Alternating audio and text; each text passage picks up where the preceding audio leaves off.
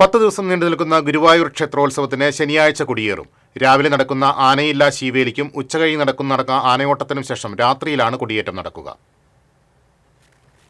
സ്വർണ്ണധ്വജത്തിൽ സപ്തവർണ്ണ കൊടി ഉയരുന്നതോടെ ഗുരുപവനപുരി ഉത്സവ ലഹരിയിലാകും. ക്ഷേത്രത്തിൽ ആനയില്ലാതിരുന്ന കാലത്തെ അനുസ്മരിക്കുന്നതിന് വർഷത്തിലൊരിക്കൽ മാത്രം നടക്കാറുള്ള ചടങ്ങുകളാണ് ആനയില്ലാ ശീവേലിയും ആനയോട്ടവും. ഉച്ചകഴിഞ്ഞ് 3-നാണ് ആനയോട്ടം.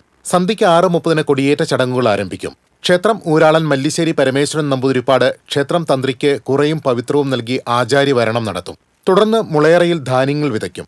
സപ്തവർണ്ണ കൊടിക്കൂറയിലേക്ക് ദേവചൈതന്യം സന്നിവേശിപ്പിച്ചതിനു ശേഷം തന്ത്രി കൊടിയേറ്റം നടത്തും. ഉത്സവ ദിവസങ്ങളിൽ ക്ഷേത്രത്തിലെത്തുന്ന മുഴുവൻ ഭക്തജനങ്ങൾക്കും രാവിലെ പ്രസാദമായി കഞ്ഞിയും പുഴുക്കും നൽകും.